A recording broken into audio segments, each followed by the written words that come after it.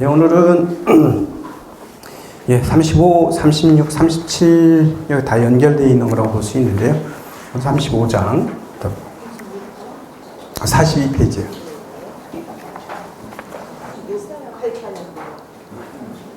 36알짜리예요?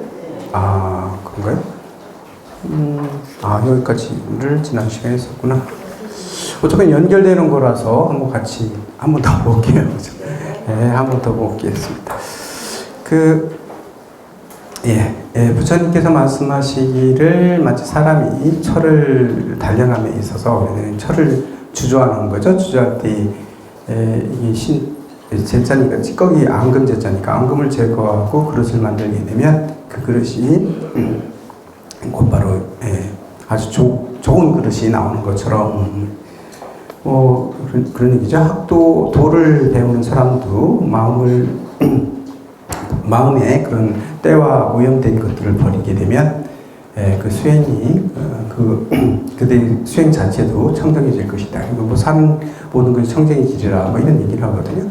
그래서 부처님께서 지금 다시 한번 얘기하고 계신 건 뭐에 대한 얘기를 하고 계시냐면 결국은 별거 아니에요. 우리 수행이라고 하는 것들이 이게 어렵거나 이런 건 아니고 되게 단순한 거다.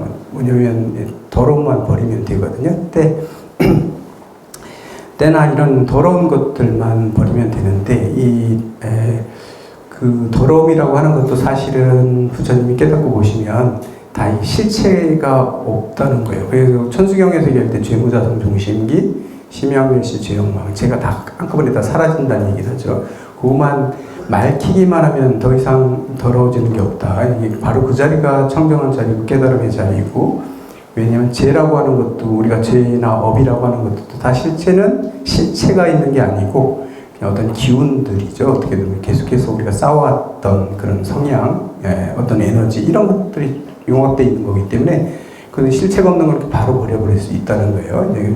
그렇기 때문에 이것들만 때만 깨끗하게 해지면 바로 더럽혀졌던 것들만 버리기만 하면 바로 청정한 자리는 그대로 된다. 그렇기 때문에 그럼 깨달음의 완성이 되는 거고 우리가 청정해지면 그대로 우리가 부처가 되는 건데 그때 대부분 저희가 상식적으로 생각하고 있는 것들을 보게 되면 업이라는 걸 그렇게 맑힐 수가 있어? 이런 거죠.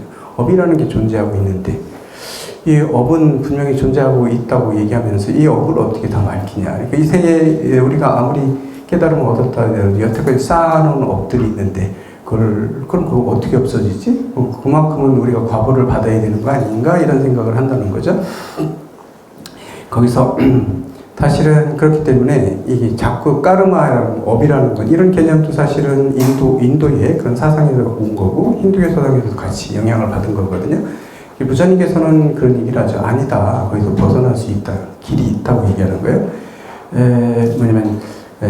그래서 부처님께서 과거의 까르마를 청산하는 것이 문제가 아니라 과거에 내가 지었던 이 업들, 까르마를 청산하는 게 중요한 게 아니고 현 상태에서 이 마음이라는 걸 청산하는 게 가장 큰 문제다. 그것이 전부다. 현재 내가 그런 것들을 느끼고 있고 이런 것들을 밝히면 바로 부처가 될 수 있다고 얘기하고 있는 거예요. 보면 이렇게 하는 이유 중에 하나를 보게 되면 사실은 우리가 과거에 쌓아놨던 까르마들을 다 없애려면 우리가 몇 생을 살았는지 모르는데 지금 몇 겁을 살았을 건데 그걸 다 없애려고 하면 몇 겁을 또 살면서 청산을 해야 되는 거죠. 이 청산한다 하더라도 문제가 되는 게 사실은 지금 우리가 지금 여기 살고 있는 것 자체도 사실은 모든 것들이 다 까르마가 내가 숨 쉬는 것도 까르마가 만들어져요. 내가 지금 행동하는 것도 까르마가 밥 먹는 것도 다 까르마거든요. 이런 것들 다 업을 다시 짓고 있는 것들이죠. 사실은. 그렇기 때문에 그런 식으로 얘기하면 우리가 깨달음이라면 영원히 올 수 없다는 거죠. 까르마에서 계속 헤매는 것밖에 될 수가 없다라고 얘기하시는 거예요. 그래서 과거에 내가 지었던 까르마 이런 것들은 상관하지 말아요. 거기에 내가 과보를 받는다 하더라도 상관하지 않고 그냥 오는 대로 그냥 받아 넘길 수 있는 거죠. 근데 현재 지금 우리가 그걸 생각하는 까르마를 자꾸 만들어내고 있는 그 마탕. 그러면 과거에는 지금 현재의 마음을 청산하는 게 제일 중요하지.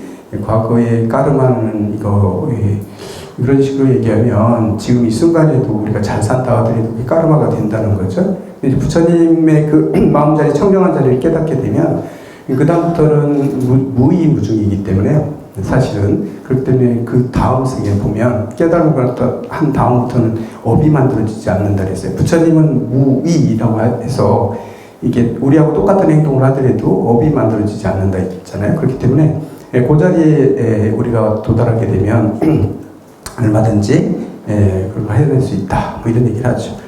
그래서 사실은 그래서 부처님은 뭐라고 해요? 모든 건 다 꿈이다 이렇게 얘기를 했거든요. 모든 것은 다 꿈이라고 말씀하셨고, 그리고 우리 내면을 들여다보면 부처님께서 깨달은 자기 내면을 관찰해서 이렇게 수행에 관조해가지고 쭉 들어가서 보시니까 뭐예요? 우리 내면은 텅 비어 있다고 얘기했습니다. 공허한 상태로 비어 있다고. 텅 비어 있기 때문에 그 자리에는 어떤 것도 있을 수가 없는 거죠. 그래서 보면 그래서 그 한번 내면을 한번 살펴보면 이제 다 보면 예전에 우리는 다 아이였어요. 아이였을 때 내가 있었고, 그 다음에 그때 활발했던 그 젊음도 있었고, 아름다움도 있었을 테고, 지금은 그때와는 다른 모습 가지고 있잖아요. 그래서 과거에 있었던 모든 것들은 지금 다 사라지고 없어졌는데, 근데 가만히 지켜보면 모든 건 다 이미 지나가 버린 것들은 다 사라졌어요. 그 시대에 나란 존재는 지금 다 없어졌잖아요. 저기 내면을 살펴보게 되면, 자기 내면을 한번 보고, 예, 자기 내면을 들여다보면 옛날이나 지금이나 여전히 변하지 않는 게 하나 있다고 보는 거죠. 우리는 마음이라고 얘기하지만, 이거 우리의 좋아하고 싫어하는 이런 변하는 그 마음이 아니라, 뭔가를 관찰하고 있고, 관조하고 있는 그 마음을 보게 되면, 어제의 마음, 오늘의 마음, 과거의 마음이라 했던 그 마음이 사라진 게 아니고, 그 마음 계속 여전히 존재하고 있다는 거예요. 그 동일하게 계속 존재하고 있다는 거예요. 그 마음자리는요. 그렇기 때문에 그걸 지켜보면서 하게 되면 그 깊은 곳에 있는 그 하나는 여전히 변하지 않고 있다는 거예요. 지금 내가 바라고 있는,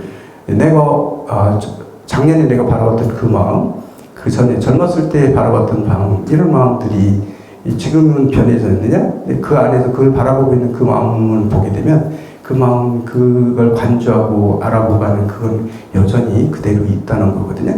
물론 이제 좋아하고 싫어하고 하는 거, 업에 의해서 움직이는, 그런 마음을 내 마음이라고 생각하면 안 되고, 그걸 떠나서 그걸 관조하고 있는 마음을 보는 거예요. 그랬을 때는 여전히 변하지 않고 있다. 그 다음에, 어렸을 때도 바로 그 마음은 작동하고 있었고요. 그 사람 순간순간 작동하고 있었고, 지금 현재에도 작동하고 있는 거죠. 그래서 젊었을 때는 젊었던 의식, 이런 것들을 계속, 우리가 나이를 먹었다 하더라도 여전히 그거는 바라보고 있는 그 마음은 늙은 게 아니거든요. 우리 몸은 그렇게 됐다 하더라도 그건 변하지 않고 계속 그렇게 존재하고 있다. 그래서 마치 거울과 같은, 부처님은 대부분 이 마음을 거울에다 비유하는데, 거울과 같은 존재다. 그래서 마음이라는 건 늙지도 않고 젊지도 않고 이 변함이 없는데, 다만 몸이 그렇게 된 거예요. 그래서 거울에 비유하는 이유는 뭐냐면, 거울이 있다고 보세요. 거울은 어떤 기능을 하냐면, 무엇이 오든지 다 비춰주는 기능들을 하거든요. 이 젊은 모습이 들어오면, 어린아이가 오면 어린아이의 모습을 비춰줘요. 그 다음에 나이 먹어서 아름다운 누가 왔다면 그걸 그대로 비춰주고, 아니면 더러운 것이 오면 더러운 대로 비추고, 깨끗한 것이 깨끗한 걸 그대로 비추고 있거든요. 근데 우리는 살아가면서 내 거울과 같은 이 마음으로 밖을 내다보고 나를 관찰하는데, 내가 젊었을 때는 그 젊은 모습이 자기 거울에 비춰지고 있잖아요. 내가 이 젊다라는 비춰주고 있으면 우리 인간들 업은 그렇다는 거죠. 그걸 동일시한다는 거죠. 이 젊은 이 모습이 나야 라고 생각한다는 거죠. 하지만 그거는 다만 그런 젊은 우리에게 업에서 활동하고 있는 모습이 그 거울에 비춰질 뿐이에요. 그게 실체로 나는 아니라는 거죠. 그걸 바라보고 있는 그 마음이 거울과 같은 존재가 나라는 거죠. 관조라고 해서 그렇게 얘기를 하고 있어요. 그래서 거울에 비춰지는 그 모습이 나라고 생각하고, 근데 동일시하기 때문에 이게 내고, 하다 보니까 나이가 먹어서 내 얼굴이 이렇게 나는 이게 괴로워지고 나는 늙었어 이런데, 근데 그 마음 자체는 그게 아니에요. 그걸 동일시하기 때문에 그런 거죠. 비춰지는 그 모습과 나의 마음을 거울에 비춰지는 모습이 명확하게 비춰주고 있기 때문에, 그 거울은 마치 우리는 그걸 동일시하기 때문에 이제 그런다는 얘기예요. 그래서 그 마음은 변함이 없는데 이 환경에 의해서 변하는 거 이거는 세월에 의해서 비춰지고 있는 모습들이 달라질 뿐인데 그걸 동일시함으로 인해 가지고 과거의 나의 모습은 지금 이 모습이 나라고 생각하는데 항상 우리는 젊었을 때나 나이 먹어서나 항상 보면 자기가 비춰지는 그 자신을 자기라고 생각하잖아요. 그런데 그 모습은 계속 없어지고 있는데 그 바라보는 그 마음은 똑같아요. 그렇기 때문에 젊었을 때를 그리워하고 하는 것도 의미가 없는 건 아니겠지만 어쨌거나 어떻게 저에서는 그래서 그런 마음들을 가지고 있는 게 바로 이 마음이다. 그래서 이 마음은 아무리 더러운 게 와서 나를 냄새나는 예를 들어서 뭐 분비물들이 와가지고 비춰졌을 때 거울에 그대로 비춰서 그 냄새를 그대로 풍기지만 얘들이 사라졌을 때는 이 거울에는 뭐죠? 물론 거울에다 갖다 문질렀으면 그런데 거울에 문지르는 게 아니잖아요. 밖에 와서 비춰주기만 사라지죠. 사라지면 흔적도 없이 사라지는 거죠. 그렇기 때문에 뭐예요? 거울은 더럽혀지는 적이 없어요. 더러운 게 왔다 해서 더럽혀지고 닭이 통인다. 깨끗한 게 왔다 그래서 깨끗해지고 이런 게 없이 항상 거울이 있는 그대로 비춰주는 거예요. 비출 뿐이에요. 관조하는 그 마음짜리죠. 그래서 모든 것들이 사라지면 더 이상 이게 저거하지 않아요. 그렇다 모든 것들이 사라졌다고 하더라도 그 비춰주는 그 기능은 그대로 존재하고 있거든요. 그것처럼 우리의 마음도 그렇다. 부처님이 그렇게 빈 상태지만 우리가 인간의 눈으로 보면 다 빈 그런 공간. 부처님 깨달음의 자리는 텅 비어있다, 내면 비어있다고 얘기하지만 거기에 비춰지는 그렇기 때문에 모든 걸 다 비춰지는데 그렇기 때문에 우리가 사라졌다고 해가지고 사라졌다고 하더라도 항상 그 있는 상태로 있는 걸 보고 있기 때문에 이 기능은 계속해서 존재한다는 거예요. 우리 죽은 다음에도 역시 마찬가지고 이건 또 어떤 실체가 있는 것처럼 생각하면 안 되는데 어쨌건 그래서 이게 참다운 그 마음자리 대승에서 얘기할 때는 참마음자리라고도 얘기하고 이러잖아요. 그걸 불성의 자리라고도 얘기하고 이렇게 하는 것들은 그런 얘기를 하고 있는 거죠. 그렇기 때문에 결국은 뭐냐면 나쁜 행동이라든가 아니면 나쁜 생각 아니면 그런 뭐를 추구하고 뭐를 막 만들어내는 열정 이런 것들만 다 사라지게 되면 이런 것들만 사라지게 된다면 그것만 제거하게 되면 그냥 저절로 그런 것들이 사라진 상태에서 내가 행동하는 행위들은 내가 청정하게 하려고 해서 청정해지는 게 아니라 그 자체로 청정해진다는 거예요. 부처님의 행위가 돼버리는 거죠. 그렇습니다. 그래서 여기 35장에서 마음의 때라고 해가지고 이 때를 벗겨내는 걸 재련할 때 그걸 통해서 얘기했는데 이게 수행을 통해서 내 마음이 가지고 있는 이 마음의 때들 어떤 그런 선입견들, 고정관념들 이런 것들을 다 내려놓다 보면 이것이 사라지게 되면 그냥 청정해지는 겁니다. 청정해지는 거예요. 아무리 과거에 지었던 과보에 의해서 내가 괴로움을 당한다 하더라도 그 괴로움이 괴로움으로 보이지 않는 거죠. 그 당시에는 그대로 감수하면서도 우리가 아직 에고가 남아있을 때 그게 괴로웠던 거하고는 다른 개념이에요. 그냥 당연하게 받아들이고 괴롭게 받아들이진 않아요. 왜냐하면 업에 의해서 이렇게 흘러가는 것들이기 때문에 그렇게 보여지는 거죠. 지금 저희 온각경도 보셨었죠? 일기스하고 보셨네? 저하고도 했었네? 하기도 했었고. 귀신론을 일기스하고 많이 하셨지. 지금 우리 학예선생님하고 있는 온각경이 지금 강의하는 부분하고 이제 연결되니까 하는 건데, 이제 보면 지금, 정제업장 보살장에 한 10번, 마지막에서 4번째 보살님인데요.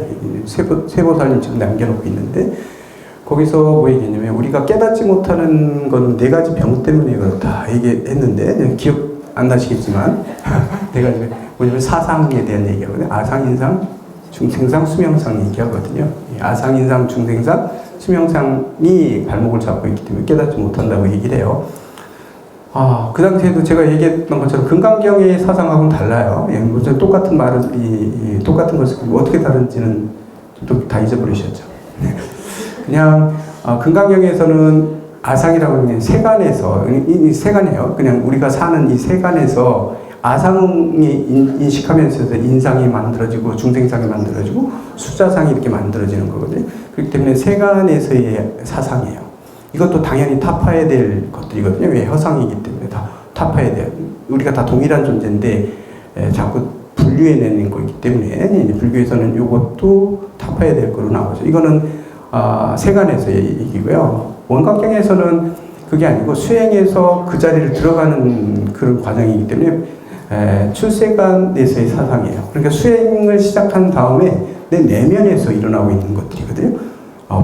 밖으로 나가서 대상이 되는 게 아니라 내 내면에 들어가고 있는데 아상을 조금 없애니까 그 다음에 인상이 아직도 남아있고 그 다음에 중생상이 남는 거 이렇게 쭉 돼서 이걸 하나씩 끊어가는 과정에 수명상까지 다 끊으면 완전히 끊어질 때 바로 이게 깨달음이 되는 거거든요. 그래서 요것들이 우리를 발목을 잡고 있는 사상, 이거 내려올 게 없네. 그러니까 원각경에서는 우리의 뭐를 얘기하고 있냐면 무의식 세계에서의 이 장애들을 얘기하고 있는 거고요. 금강경에서는 우리가 의식해서 확인할 수 있어요. 우리가 분명하게 보여지는 사상 얘기하는 거거든요. 그래서 똑같이 해석하면 안 된다. 이런 얘기를 했습니다. 조금 들어가면 대신 그렇기 때문에 원각경에서 사상을 이해하는 데는 좀 힘들죠. 다 힘들어하고 막 학생 선생님들도 이해가 안 되는데 그거 쉽게 한번 얘기해 주면 안 돼요? 쉽게 무의식인데 어떻게 쉽게 그래도 말을 할 수 있는 거잖아요. 그래서 인상이라는 게 뭐냐면 아상이 이것도 원각경 강의가 되거든요. 아상이라고 하는 건 뭘 아상이라니 우리가 내 몸이 있는지도 모르고 살아가요. 그냥 우리 짐승이들이나 뭐 다 할 것 없이 우리 동물들도 그렇죠. 이게 내가 누군지도 모르고 그냥 사는 거죠. 내가 누군지도 모르고 살 때 그때는 아상조차도 없는 거예요. 그냥 사는 거죠. 살다가. 근데 어느 순간 원각경에서 뭐라고 했냐면 어느 부분이 이게 삐그덕거리기 시작하면 내 몸뚱이에 어느 부분이 이렇게 고장이 나거나 이렇게 조화가 안 이루어졌을 때 이게 아프잖아요. 아프고 느껴지면 거기다가 침을 넣고 뭘 바르는데 그랬을 때 느껴지잖아. 이게 나구나 했는데 그때 안다는 거예요. 내 다리가 아파요. 이게 난주 그제서 알았어요. 내 다리가 내 다리인지도 모르고 열심히 다녔는데 아프니까 이것 때문에 내가 막 고통스럽거든요. 이게 다리가 나구나 라고 이게 내 몸을 나와 하나로 생각하는 이게 합일체로 생각하는 게 아상이에요. 그럴 때 경험을 통해서 이게 나네? 이게 나구나. 요게 자기하고 합일 동일시하는 요게 이제 아상이거든요. 근데 아상인데 그러다 보니까 공부를 또 이제 관조에서 보다 보니까 이놈이 아니라 내가 바라다 보는 놈이 따로 있는 거예요. 이게 내 몸뚱이인데 이거를 내가 바라보고 있는 안에서 이런 것들을 바라보고 있고 이게 이렇게 변해되고 이렇게 보는 것들이죠. 이걸 인상이라고 하는데 왜냐면 아상에서 한 단계 더 수행에 들어가다 보니까 실체가 이렇게 관찰하고 있는 놈이 따로 있는 거예요. 관하고 있는 주인공이 따로 있는 것처럼 능소, 근데 관찰되는 대상이고 내 몸뚱이가 내가 온전한 진짜 내가 아니구나라고 해서 이렇게 제 3자처럼 바라보고 있는 놈이 생기는 거예요. 이거를 인상이라고 그래요. 그 바라보고 있는 그걸 자기 주인공이라고 생각하는 게 인상이다 이렇게 얘기하거든요. 그래서 하나씩 들어가는 건데요. 당장 인상까지 가는 것도 이제 아상을 버리고 인상을 버리는 것도 되게 힘든 건데요. 수행을 통해서 인상을 없애야 되는데 그럴 때 무슨 얘기가 나와? 인상에서는 뭘 얘기하냐면 뭐에 대해서 느낌, 아르마리가 조금이라도 존재하는 한 우리가 모든 걸 바라보는 건 다 그건 인상이라고 해요. 아무리 깨달음을 부처님을 봤다 하더라도 그건 인상으로 보고 있는 거다. 이런 얘기를 하거든요. 깨달음이 있다는 얘기는 뭐냐면 그래서 저희 학위 선생님들 뭐 구체적으로 한번 설명해 보세요. 그래서 그 얘기 해줬는데 뭐냐면 우리가 수행 생활하고 같이 대중 생활을 같이 하다 보면 우리 인간의 업들이 다 다르기 때문에 이 인간의 업이 달라서 거슬리는 것들이 있을 수 있죠. 예를 들어 거슬리는 것들이 있을 수 있어요. 예를 들면 예전에 저희가 강원 다닐 때 이제 예전에는 밖에 잘 안 나가고 진짜로 나갈 수가 없었어요. 나가더라도 다 싫어했어요. 왜냐면 워낙 먹는 게 부실했기 때문에요. 부실했다고 얘기되네. 시간도 없고 우리 엄마 그때 바로 공양할 때 못 먹으면 못 먹어요. 밖에 나가서 먹는 건 그것도 안 되고 학연 스님들이 전부 다 저도 54kg, 6kg 그때 다 50kg 대거든요. 전부 다. 그러니까 헐쭉하고 되게 마르고 아주 날씬한데 근데 대신 차 타면 죽음이에요. 멀미 엄청 하거든요. 그러니까 밖에 나가는 거 되게 싫어했어요. 어디 나가자 그러면 어떻게 또 멀미하고 들어오면 며칠간 또 끙끙 앓아야 되니까요. 이 멀미 때문에 이 멀미 해본 사람들은 알겠지만 이 구역질 나오고 이런 거 있잖아요. 나가기 되게 싫었는데 그래도 나가야 되는 경우 나가야죠. 그래서 절제증은 다 안 나가니까 이게 민감해요. 채식만 하고 오신제 빠진 것만 먹으니까 되게 민감해서 조금만 들어있는 거, 이 밖에 신도들 왔다가 스쳐만 지나가도 머리가 아프죠. 왜냐면 마늘을 들어가 있는 음식을 조금이라도 섭취할 경우 있잖아요. 그 냄새 맡으면 머리 아프거든요. 이 외국인들이 한국 사람들 보면 막 싫어하는, 우리는 괜찮은데 왜 저러지? 그런 것들이에요. 우리는 못 봤지만 그 사람들한테 그게 느껴지니까 막 싫어하고 이럴 수 있다고 볼 수 있는데, 저희 그때 확실하게 느꼈죠. 이게 말을 조금만 있으면, 야, 이게 이렇게 머리가 아프구나. 이 냄새가 이렇게 독하구나, 역겹구나, 이런 것도 느꼈거든요. 그래서 밖에 나갔다 들어오면, 밖에 나가서 김치를 씻어 먹고 하더라도 밥을 먹고 와야 될 거 아니에요? 먹고 들어오잖아요. 그러면, 다시 돌아와가지고 방에 들어오면 지탄이 대상이 돼요. 뭐 먹고 왔어? 냄새는, 야이씨, 막 이러거든요. 막 나는, 김치 조금 몇 조각 먹어서, 다른 거 안 먹고, 하도 뭐라고 하니까 밖에 나가서 조심해서 먹는데도 그 냄새가 나는 거거든요. 그렇게 뭔가를 먹었을 때 특히 냄새 나죠. 그리고 먹는 음식에서 냄새 많이 나는 게 있거든요. 역겨운 냄새가 날 수도 있어요. 이런 냄새들. 법당에 들어왔는데 예불하고 있는데 옆에서 냄새 나가요. 그럼 어떻게 했어요? 냄새 나면 내 머리도 아프고 이거 구역질 나려고 하고 이러면 어떤 마음이 들까? 짜증나는, 화나, 이런 생각이 들 수 있잖아요. 이게 바로 뭐냐면 인상이다. 이렇게 우리 학연 스님들한테 얘기해요. 제가. 물론 잘못된 겁니다. 그런데 이게 뭐 때문에 이런 느낌이 드냐면, 싫다는 느낌이 드냐면 내한테 안 맞으니까 지금 내 업에 휘둘린 거예요. 내 감정이. 싫다, 짜증나고 옆에 사람 미워지는 감정들은 다 내한테, 내 업에 안 맞으니까 그런 생각이 드는 거예요. 그 냄새는 죄가 없어요. 냄새에는 죄가 없어요. 냄새 자체는 더럽고 깨끗하고 이런 게 없어요. 좋고 이런 거 사실은 그런 게 없어요. 근데 우리 업에 맞추니까, 우리는 인간, 특히 그냥 스님들한테는 역겨운 냄새들이 있잖아요. 내가, 내 업에 지금 휘둘림을 당하고 있는 건 어떻게 되면 화낸다거나 싫다거나 이런 미워한다거나 이런 마음이 생기는 건 지금 내 업에 휘둘리고 있는 거예요. 그렇기 때문에 수행에 들어갈 때는, 밖에 살 때는 그렇게 할 수 있죠. 수행에 들어가고 있는 입장, 수행하고 있는 입장에서는 그거를 알아차려야 돼요. 이게 내가 또 내 업에 휘둘리고 있고, 인간의 업에 휘둘리고 있네?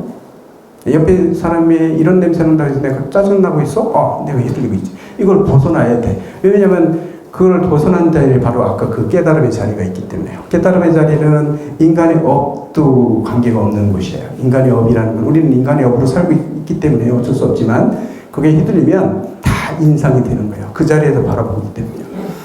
그래서 아르마리가 있다는 건, 그런 생각이 떠오른다는 것 자체가 인상이라고 하는 거예요. 부처님 불법에 대해서 내가 가지고 있잖아요. 부처님이 가르쳐 주신 대로.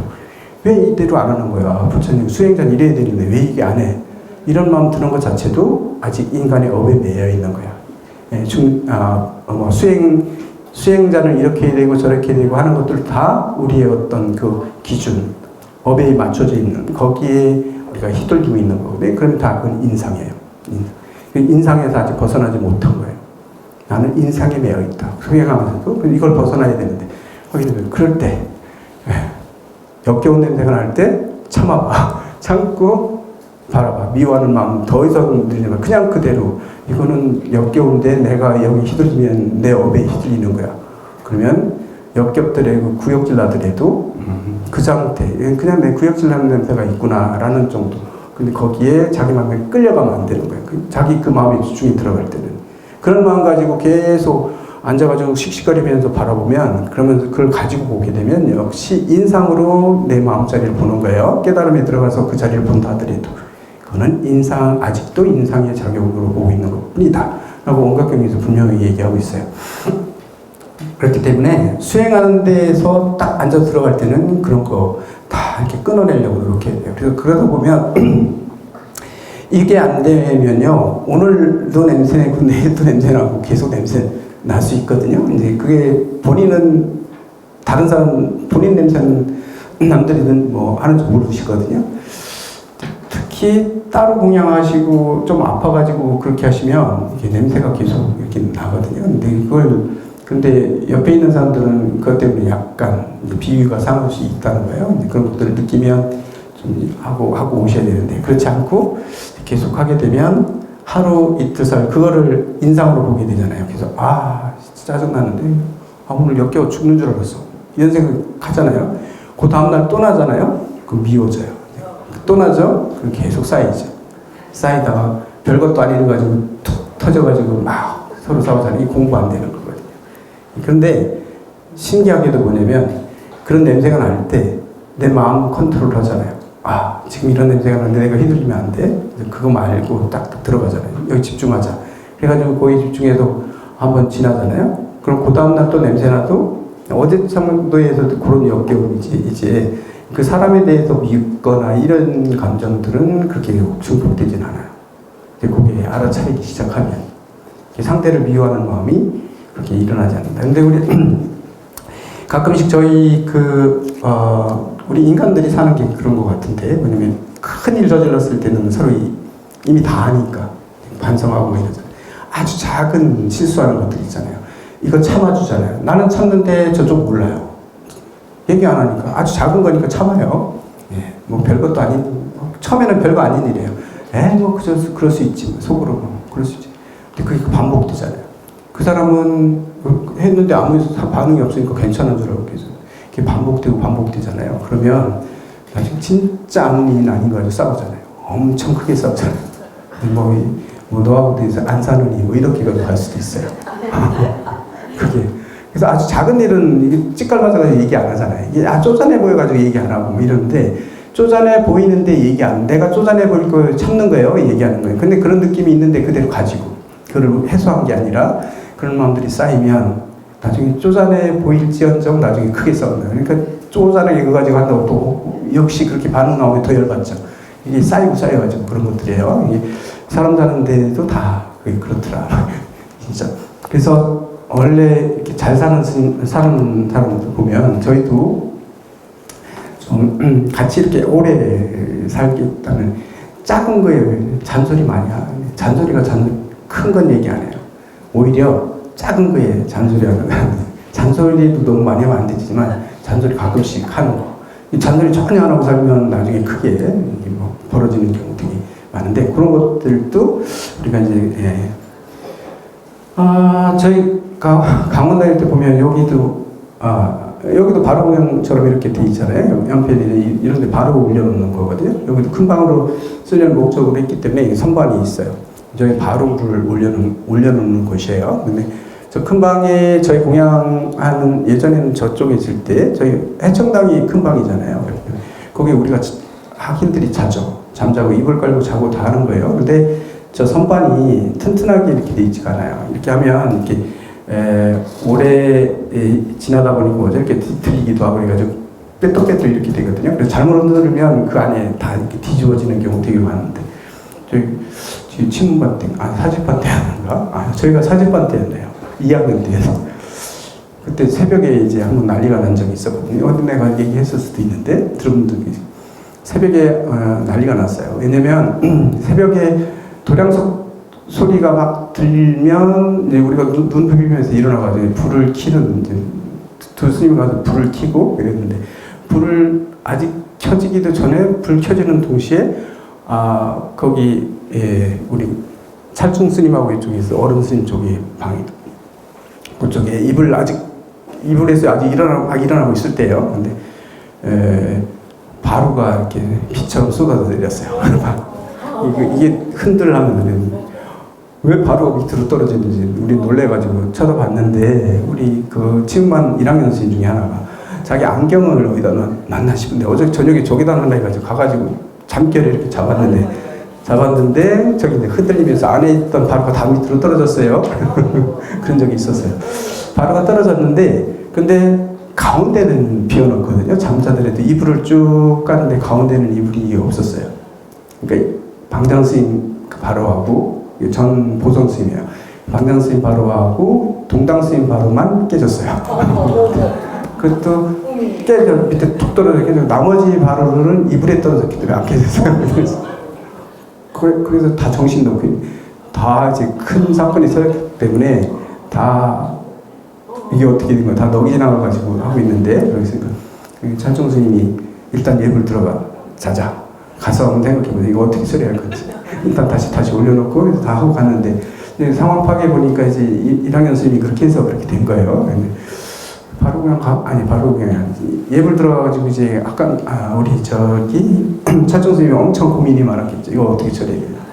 그럼 바로 좀 있으면 바로 그냥 내려오셔야 되는데 내려왔는데 바로가 깨졌으면 어떡해요. 그 바로가 보통 그때 100만 원 가격이 되게 비쌌거든요. 뭐 그리고 나무 바르고 어른들 바르는 더 비싼 거일 수도 있어요. 그렇기 때문에 되게 걱정을 많이 했죠. 그래가지고 나온 다음에 결론은 찰종 스님하고 그 사부친 스님 둘하고 직접 찾아가서 말씀드려야 된다. 바로 깨졌다고 얘기해야 된다. 그렇지 않으면 어떻게 해요? 그래가지고 우리 강경하는 동안에 갔다 오더라고요. 갔다 왔는데 여기 다 이제 쫓겨났다. 큰 이제 짐 싸서 가야 된다. 막 이렇게 생각했거든요. 짐 싸서 가야 될 일이다. 이게 보통 일이네. 이게 뭐. 아니 바로 깼다는 얘기는 뭐냐면 스님 생만큼만 하라는 얘기 되거든요. 옛날에 여기는 바로 뺀다는 얘기 되게 싫어요. 바로 뺀다는 얘기는 뭐냐면 바로 가라는 얘기거든. 짐 싸서 가라는 얘기인데 바로를 깼다는 건 그 밥그릇을 다 깨버린 건데 그것도 방장 스님하고 동당 스님이 바로를 깼어요. 그래가지고 다 근데 아무 일 없는 듯이 일단 내려가라고 당신 바로를 하나 여분이 있었던 걸 가지고 오시더라고요. 그 우리 방장 스님 갖고 들어오셨는데 깬 건 가져왔죠. 근데 당신 자리 가지고 앉으셔가지고 바로 얘기 꺼내지도 않았어요. 아무 얘기도 안 하시고. 혼내야 되는데 왜 아무 얘기 안 하지? 근데 말씀 안 해요. 그 뒤로도 얘기 안 해요. 그 당시에 방장 스님 풀 하나 있는 것도 이거 풀법을 하고 맨날 혼내고 뭐 별관이 엄청 혼내잖아요. 밥 하나 떨어뜨려도 막 혼내고 막 볶아 먹는다고 엄청 그러는. 근데 아무 얘기 안 하셨어요. 그래서 이거는 너무 큰 일이기 때문에 넘어가 주시는구나. 그리고 본인들이 다 잘못을 알고 있으니까. 아는 건 또 혼내봐야 이게 저번에 그렇게 바라주는구나. 뭐 그랬었고. 동당 스님은 어떻게 반응했을 것 같아요? 동당 스님도 그렇게 크게 반응은 안 하셨고요. 그날 좀 일찍 내려오셔가지고, 이제 얘기하고 싶으셔가지고 일찍 내려오셨죠. 그래가지고 내가 이럴 줄 알았어. 내가 그래서 바로를 미리 하나 먼저 해놨지. 막 이러면서. 근데 당신 바로 깼다고 거기서 혼내거나 이런 얘기는 하진 않으시고 내가 언젠가는 이런 일이 있을 줄 알았어. 그래가지고 내가 바로 하나 미리 하나 내가 챙겨놨었지. 그래가지고 막 얘기하시고 그랬는데 그때 별발인 아니 큰 일은 서로 이미 그리고 지금 학연 선생님이 완전히 쫄아 있는데 완전히 큰일 났는데 물어내라고 은사선생님한테 가서 돈 다 갖고 해야 되는데 은사선생님 또 뭐라고 해야 돼요? 뭐 학인들이 뭐 돈이 있어요. 그때는 우리 월보시 5,000원 받았나? 그때 5,000원도 다 만원, 5,000원, 만원 이렇게 받았는데 그리고 월에 우리가 돈 받는 게 겨우 한 달에 그거 받았거든요. 그거 가지고 생활하는데 옛날 뭐 먹을 거 밖에 안 나가니까 뭐 쓸 일이 없으니까 그것도 그 당시에는 또 어린이 법회를 또 많이 했거든요. 어린이 법회 담당한 스님이 1,000원 공제합니다. 막 이러거든요. 나올 때. 어린이 법회에 뭐 사줘야 된다고. 반대하는 사람 손 들으세요. 손들 못 들죠, 다. 가만히 있어요. 한 사람 손 들어가면은 안 들 수도 있어요. 거기, 5,000원에서 또 1,000원 또 떼간다고 뭐 이러는 근데 반대하는 사람 손 들어봐요. 다 알죠, 우리들. 반대하는 사람 없죠. 다 미리 뺍니다. 다 1,000원씩 가져가고. 막 이러는. 그러면서 했는데, 그래가지고, 3개월 해봐야 15,000원 정도 받나요? 네. 우리 수중에 도는 돈. 그 돈 가지고 이제 만행 가라고 하는데, 만행도 잘 못 가죠. 돈이 없으니까. 은사 선생님이 이제 돈 주시겠죠. 막 이렇게 챙겨주죠. 어디 간다 그러면. 차비는 은사 선생님 챙겨주시고, 막 이럴 때가 있었는데, 지금은 세상이 바뀌어서, 그러면 요새는 아무도 안 했죠. 어쨌건, 이렇게 큰일, 뭐 그런 것처럼, 뭐다 여기까지 갔나? 어쨌든, 그런, 나쁜 행위나 악한 행위나 뭐 이런 것들만 제거되면 바로 청정해질 수 있다. 뭐 얘기하고 있는 거죠. 실체가 없기 때문에 그래요. 그 다음 두 번째 43페이지. 뭐 더 나아가네. 여기도 한번 보죠. 부처님께서 말씀하시되 여기는 두 개가 조금 애매한 게 들어 있어가지고 요거 보다가 먼저 보셨어요? 안 보셨죠 아직? 일단 가볼게요. 지우셔야 되는데요.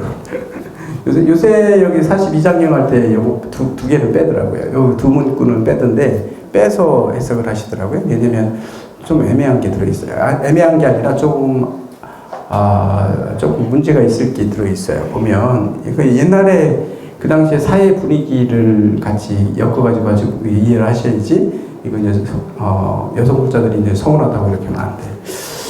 불안하대. 부처님께서 말씀하시되 인리악도 한다 하더라도 사람이 악한 도, 그러니까 나쁜 거죠. 나쁜 이 사막도를 떠난다 하더라도 그렇게 한다 하더라도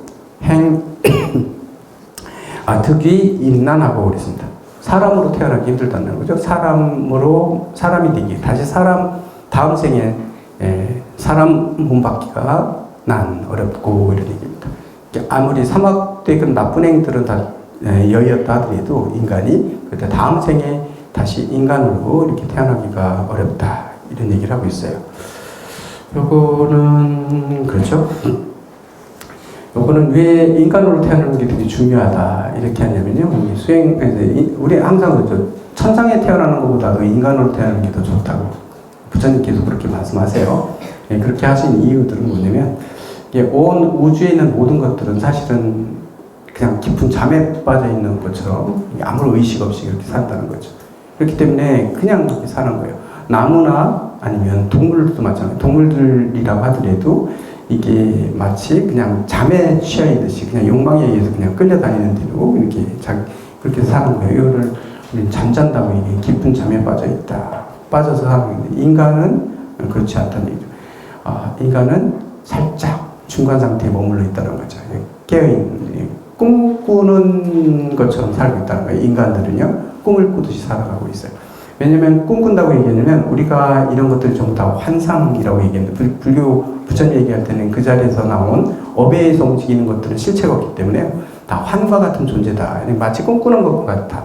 이런 시대에 살고 있다는 거죠. 이렇게 보여지고 있고요.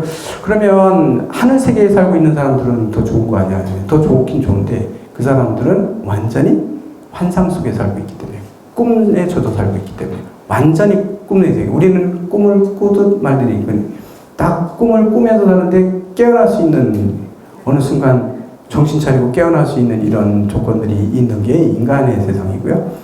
신들은 환상의 세계에 꿈 속에서 살고 있기 때문에 완전히 꿈에 젖어 살고 있기 때문에 이렇게 깨어나기가 더 힘들대요. 일반 다른 중생들도 그렇고 근데 인간은 그 중간 단계에 있다. 꿈꾸고 있기 때문에 여기서 다시 잘 일이 안 되고 이러니까 다시 이제 이게 인생이 뭐지 뭐 이런 것들 되돌아보고 자꾸 의미를 찾고 하다면 그래서 수행을 통해서 깨어나기 위해서는 인간만이 그런 기능들을 하고 있기 때문에 그럴 수 있는 조건을 가지고 있기 때문에 천상에 태어난다 하더라도 그 업이 다 끝나게 되면 그 선업이 끝나게 되면 다시 밑으로 내려야 되는데 천상 세계에서는 바로 깨닫는 경우는 별로 없다는 거예요. 더 좋은 세상인데도. 그래서 인간 세상에 와야 된대요. 인간으로 다시 와야 깨달음을 성취할 수 있다. 뭐 이렇게 얘기하거든요. 그렇기 때문에 인간 세상 태어나는 게 되게 중요하다. 인간의 몸 받는 게 그만큼 힘들다. 이렇게 얘기하고 있는 거예요. 그래서 여기 보면 인리악도 사람이 사막도를 여의었다 하더라도 벗어났다 인간의 몸 만나기 힘들다. 인간이 되기 힘들고 이게 이제 그렇기 때문에 힘들다라고 돼요. 그 많은 중생들 중에 인간이 가끔 보면 요즘에는 인간들이 옛날보다 더 많잖아요. 좀 과거 세상보다는 우리도 숫자가 되게 많죠. 아무리 지금 인구 절벽에 우리는 떨어져 있다 하더라도 뭐 조선시대 때보다는 우리 인구가 더 많잖아요. 옛날보다 더 많은 거잖아요. 그럼 다 인간들이 어디서 왔나? 그리고 이게 환경 파괴되니까 우리 벌레들이 더 이상 못 사니까 인간 뭐 오는 거 아니야? 동물들도 못 사니까 인간. 어쨌건 더 많은 사람으로 태어난다 보면 동물들이 더 줄어들거나 옛날보다는 동물들이 많이 줄었죠. 왜냐면 살 수 있는 환경이 아니잖아요. 뭐 그렇게 뭐 억지로도 생각해 볼 수 있는데, 예. 어쨌건 예, 사람 몸 맞기들이 사람 되기들이 어렵다. 사람 몸 맞기가 그만큼 어렵다 했어요. 그럼 두 번째가 문제인데요. 이게 뭐냐면 이미 사람으로 태어날 업을 가지고 있어요. 사람 몸 받는다 하더라도 예, 거여층 남난이에요. 남자 되기 힘들다고 했어요. 예, 여자를 버리고 남자 되기 힘들다고 했어요. 여자를 버리고. 이건 기분 나쁘죠. 예? 요게 이제, 근데, 그러니까 요 구절을 빼요. 요 구절이 빼져나가는데요. 요 경전이 만들어진 게 사실은요, 쉽게 얘기하면 언제냐면, 불교가 처음으로 중국에 들어올 때요. 중국에 처음에 들어올 때, 이렇게 경전 이것저것 빼가지고 중국에 이제 불교를 하기 위해서 뽑아가지고 42개를 뽑아서 얘기했던 경전이거든요. 그렇기 때문에 중국에 들어오면서 중국의 이게 들어올 때 당시에 그런 것들을 얘기할 수도 있죠. 여성들은 사실은 1000년, 2000년 고전만 하더라도 여성의 인권들이 지금처럼 그러지는 않았겠죠. 그리고 수행한다고 집을 떠나가서 수행할 수 있는 건 대부분 산 속에 들어가서 하고 이러니까 여성들이 하기는 좀 힘든 시대였죠. 그렇기 때문에 남자로 태어나야 출가를 하는 것도 좀 편안하게 할 수 있고 이런 거죠. 이 현대에 들어와 가지고는 뭐 여성으로 태어나도 얼마든지 할 수 있는 거잖아요. 요즘에 그렇기 때문에 이건 그때의 환경을 좀 생각해 보면 이해할 수 있다. 그렇게 이해하시면 됩니다. 왜냐하면 여성을 비하해서가 그런 것보다도 이제 수행자로 살아가기 위해서는 남자의 몸으로 태어났을 때 그 시대에는 훨씬 더 출가할 수도 있고 그냥 산에서 그냥 혼자 막 살고 뭐 이럴 수도 있는 것들이 남자들이 가능했기 때문에 이건 아마 그걸 썼을 건데요. 여기 문제가 될 것 같으니까 요새 해석본들에는 요거는 싹 빼고 그래서 뭐라고 나왔냐면요. 비록 사람으로 인간으로 태어났다 하더라도 그 다음 게 있어요. 뭐냐면 육군 완구난 요게 바로 나와요. 이 여성은 빼버리고요. 그대 바로 넘어가는 이렇게 되는 게 육군 완구남이에요. 육군 중에 모자라는 게 없는 거죠. 완벽한 육군을 다 갖추는 거예요. 아니비설신의를 다 갖추고 태어나기 어렵다. 이거는 아무래도 뭐가 이제 부족한 사람들 우리는 장애인이라고 하는데 장애인을 비하하는 의미는 아니고요. 수행하는 데 있어서 어떤 장애가 있으면 그만큼 또 불리한 점들이 있어요. 왜냐면 부처님은 감각이라는 것들을 거부하지 않았거든요. 눈이 없으면요, 눈이 없다고 보세요. 눈이 없으면 이 세상을 그대로 있는 그대로 바라보고 사람 움직이는 걸 파악하고 이런 것들을 했는데 이게 안 되잖아요. 그런 쪽에 부족함이 있기 때문에 그만큼 세상 파악하는데 조금 불리하죠. 불리한 면들을 가지고 있잖아요. 수행이라는 거는 되게 치열한 거기 때문에요. 수행이라고 하는 것은 치열하고 우리가 지금 보는 이런 세계, 듣는 세계, 우리의 세계를 뛰어넘는 그 인간의 업을 뛰어넘은 그 자리를 추구해 들어가기 위해서 공부하는 거기 때문에 이왕이면 육군이 다 완벽하게 갖춰져 있는 상태가 훨씬 더 유리하다는 거죠. 그렇기 때문에 육군이 다 완벽하게 갖춰지기 힘들다. 예, 눈이라는 것도 그렇고요. 귀도 그렇고 다 그래요. 전부 다 그 영역들이 있거든요. 그런 걸 통해서 부처님은 오히려 뭐라고 얘기하시냐면요. 관능적인 관능적인 애욕이요. 이런 건 나쁘지만 그게 비록 그건 나빠요. 나쁘지만 감성은 나쁜 게 아니다. 감성이라는 거. 예, 절대적으로 그래서 수행자는 민감해져야 된다. 이렇게 얘기를 해요. 감각을 막 캐치해서 잘 들어야 돼요. 그래서 그러니 이 수행자는 더욱더 민감해져라 이런 얘기를 하거든요. 민감해진다는 건 민감해져야 파악해드리고 그의 문제점들을 알 수 있기 때문에 그래요.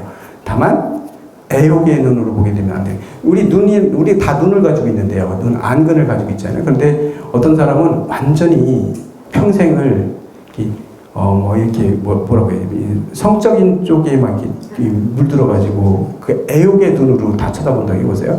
모든 사람 볼 때 그런 것 쪽만 쳐다보게 되는 거죠. 모든 걸 평가하고. 그러면 눈이 탁해져고 기린치하고 뭐 이런 것들. 눈빛을 보면 대충 알 수 있죠. 갑자기 저희도 그런 것도 가끔씩 느낄 수 있는데, 갑자기 누군가 유심히 쳐다보는데 뭐 소름이 보면, 누군가 뭐, 내를 훑어보고 있고 이럴 때 있잖아요. 그러면 약간 이렇게 기운이 그런 거 있잖아요. 눈빛부터가 보이잖아요. 이런 것들은, 이렇게 눈빛, 관능적인 애욕이나 이런 것들이 다, 애욕, 이런 것들이 가미됐을 때는 이게 수행하는데 되게 많은 괴로움, 이런 것들을 작용할 수 있죠, 물론. 그렇지만 그 눈으로 바라보는 그 감성, 그리고 느낀 감성이 잘못된 게 아니고 그 사람이 가지고 있는 업에 문제가 있는 거죠. 그렇기 때문에 이런 업들이 그런 업들이 무섭다고 그래가지고 눈을 멀고 태어난 게 더, 눈이 안 보이는 상태로 태어난 게 더 복받은 거냐? 그건 아니라는 거예요. 수행하는 데 있어서 그렇기 때문에 그건 나쁜, 그런 걸 내려놓은 상태에서 모든 것들을 있는 그대로 파악하고 관심 가지고 모든 것들의 자비심도 느낄 수 있는 거고요. 그래서 눈이 제대로 작동하고 있고 보는 대로 그대로 이렇게 느낄 수 있는 감각이 되게 뛰어난 눈의 감정, 민감한 것도 되게 중요한데 수행자들은 되게 민감한 거를 이게 둔한 게 중요한 게 아니에요. 둔한 거는 결국은 극복하지 못하는 거. 민감한데도 거기에 끄들리지 않는 거예요. 민감한데 다 파악하는데 그걸 거기에 끄들리지 않고 그때 다 파악하기 때문에요. 이거 민감한 게 되게 중요하다 이렇게 얘기를 해요. 그래서 부처님은 그런 것들 둔해지라고 멍청하게 있으라는 얘기 절대로 아니거든요. 수행하는 데 있어서. 귀도 마찬가지예요. 그래서 우리는 잘못 알고 있어서 막 이런 것도 막 눈 감고 살고 막 이러면 안 된다는 거죠. 오히려 눈을 뜨고 그런 걸 극복해야 돼요. 눈 감고 살고 막 이러면 안 되죠. 보는 대로 뭐 이렇게 쳐다보면 이쁜 여자들만 보이고 여자밖에 안 보이고 그러면 그래서 난 눈 감고 다닐까 이러면 안 된다고요. 그래서 그 마음을 극복할 수 없다는 거예요.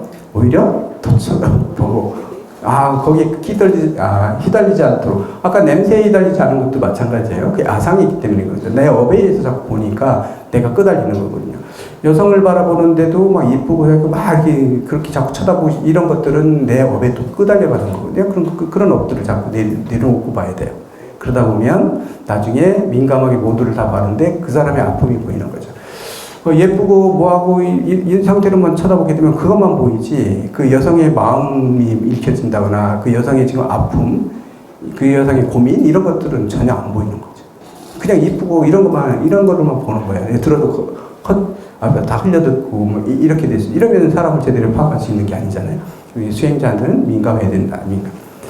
수행자들이 민감하기 때문에 민감한 스님들이 뭘 잘하면 유머러스도 하고 뭐 이런 것도 되게 누구든지 만나면 막 재밌게 해주고 막 이런 거 있잖아요. 이게 곧 터치할 줄 아는 거예요. 민감한 거죠. 이게 감각들이 민감한 거예요. 그래서 누구를 만나더라도 거기에 맞춰가지고 이렇게 막 즐겁게 만들어주는 거 이것도 어떻게 보면요. 수행의 깊이가 있는 분들 또 그렇다 해가지고 좀 막 이렇게 천박하고 이런 게 아니라 그냥 누구한테도 맞추는데 즐겁게 만들어주는 분들 이런 것들은 그런 거 가지고 이분은 이렇게 좀 수행이 그런 거 가지고도 우리가 이게 짐작할 수도 있어요. 그래야 돼요. 이렇게 저거하는 분들은. 네? 제 분 얘기가 안 돼요. 어쨌든 뭐 그런 것들도 되게 중요하다. 그래서 육군을 완벽하게 갖추고 태어나는 게 힘들다. 근데 왜 여기 육군 얘기했냐? 그러면 뭐 그런 얘기하는 거고요. 그다음에 귀로 듣는 것도 마찬가지고요. 이게 민감해질 수 좋은 겁니다. 그런데 이런 것들이 맛을 보는 것도 마찬가지예요. 어저께 지금 수타니파타 분리방송에 뭐 하고 있는 게 수타니파타인데 어저께 가서 녹음하고 있는 분야에 그게 나왔어요. 뭐냐면 비린 게 뭐냐 이렇게 질문하는 게 있거든요. 비린 게 뭡니까? 왜냐면 근데 거기 주인공은 가섭 부처님이에요.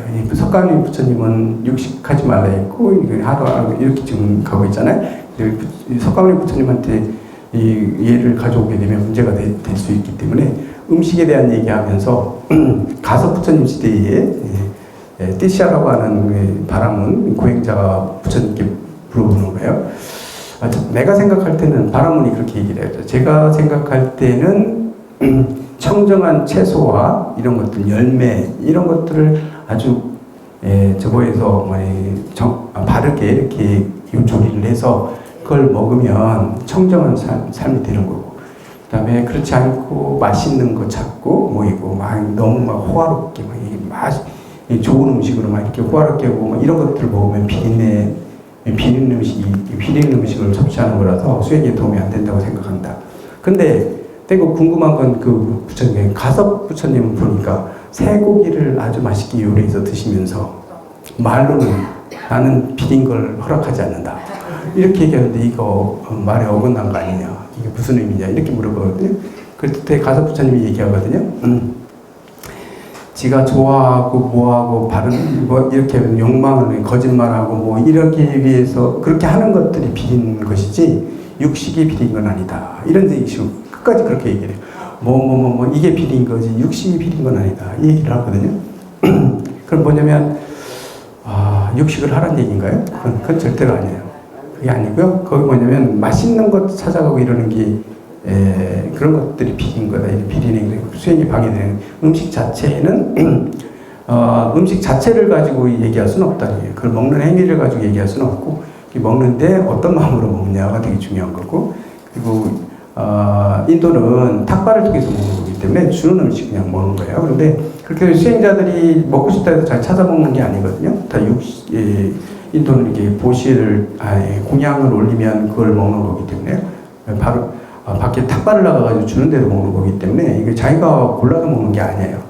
그런데도 불구하고 그러니까 고기를 먹는다고 비난하는 아니에요. 먹는 사람은 충고를 먹는 건데요. 다만 맛있게 어떻게 자기가 맛있는 걸 갑자기 그 경전 제가 보면서 그 생각했어요. 우리 맛있는 거 먹으러 가자. 이거 계율에 어긋나는 건데. 왜 채식 뭐 맛있는 음식들이 있어요. 두부 요리 맛있게 하는데 거기 갈까? 이것도 비린 건데.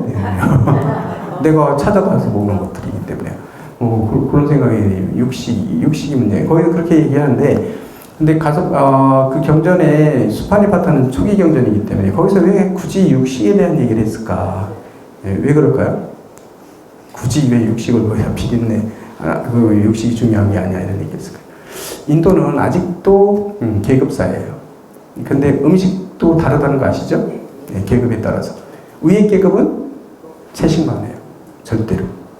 고기 먹는 인간들은 하층민이에요. 전부 다. 고기 먹는다고 해가지고, 그래, 하층민들인데, 고기 먹는다고 비하하거나 뭐 이렇게 하는 것들, 비리다고 얘기하는 건 선민의식이 있는 거예요. 그래가지고, 인도의 지금, 인도의 국민들의, 인도는 70%인가요? 80%가 다 채식주의자라고 얘기해요. 인도는요. 채식하면 우러러 봐요. 채식만 먹는 사람들은 신분이 뛰어나서 바람이네. 그렇죠? 근데 그렇지 않고 고기 먹잖아요. 닭고기 정도 먹으면 이제 바이시아 계급 정도 되는 거고요. 이제 저기 노예 계급 정도 돼요. 돼지고기 먹잖아요. 그러면 불가초천민이에요. 저것들은 잘 돼지고기는 불가초천민들을 먹어요. 그렇기 때문에 불가초천민 아니고는 돼지고기 안 먹어요. 절대로. 돼지고기는 절대로 안 먹어요. 그렇기 때문에 그걸 먹으면 불가초천민들이나 먹어요. 그래서 여러분들이 인도 가가지고 어디 막 지나가는데 마을에 돼지 키우고 있잖아요. 불가초천민들이 사는 곳이에요. 어디냐면 우리 전정각산 있죠. 전정각산 갈 때 거기 보면 돼지 엄청 많이 키우잖아요. 거기 이제 수다타 마을이 있는데요. 전정각산 안 가보셨나요? 전정각산이 부처님이 마지막 6년 고행이 하셨던 그 산에 또 가긴 하는데 그 가는 중간에 보면 다 돼지 키워요. 거기 불가초천민들 사는 곳이거든요. 불가촉천민들이 살았던 그런 지역이에요. 거기는. 일부러 법륜스님이 학교를 지어줬는데 그 학교를 거기다 지은 게 불가촉천민들이 살고 있는 그곳을 선택해서 근데 부처님 성지도 바로 옆에 있고 거기에 그 절을 지어줬거든요. 절이 그 학교를 아카데미를 지어줘서 애들한테 교육을 시켜주고 거기에 병원도 들어가 있어요. 다 의료봉사도 하고 그러는데 거기 이제 불가초천민들이 사는 곳이거든요. 그렇다고 볼 수 있죠. 그래서 음식 가지고 신분이 그렇게 되다 보니까 음식을 먹는 걸 가지고 이렇게 사람이 귀한 사람, 저 천민 이렇게 구분을 하거든요. 근데 고기 먹는 사람들은 이런 배경이 있었기 때문에 아마 인도에서 육식에 대한 얘기를 하지 않았을까. 육식 먹는다고 해서 무조건 그 신분 이렇게 되니까 천한 게 아니야라고 비린 게 아니야라는 얘기를 했을 거예요. 인도 사람 대부분 고기는 잘 안 먹는데 지난번에 방장님하고 저희 인도 갔을 때 그때 저희 차에 가이드를 하셨던 누구 얘기하면 여기는 또 혹시 저거 하니까 뭐죠 있어요. 되게 유명하신 분이에요. 이름 저 기억나는데 그 한국말 되게 잘하시거든요. 예, 그분이 바라문이에요. 자기 계급이 최고 위 계급이 바라문이거든요. 그런데 한국을 되게 자주 오세요. 왜냐면 한국 스님들하고 한국에 이제 성지순례를 워낙 많이 담당하시다 보니까 어른 스님들하고 잘 알아서 초청받아가지고 1년에 몇 번씩 오시더라고요. 송황서도 한번 왔다 갔었는데, 예, 그렇게 오시더라고요, 그분이. 그 정도로 한국 왕래가 되게 잦으시거든요. 근데 저 요번에 저희 여행 갔을 때 저희 마이크 잡고 그 얘기했어요. 내가 한국 간 다음부터 이게, 한국 가서 뭐 맛을 들여가지고.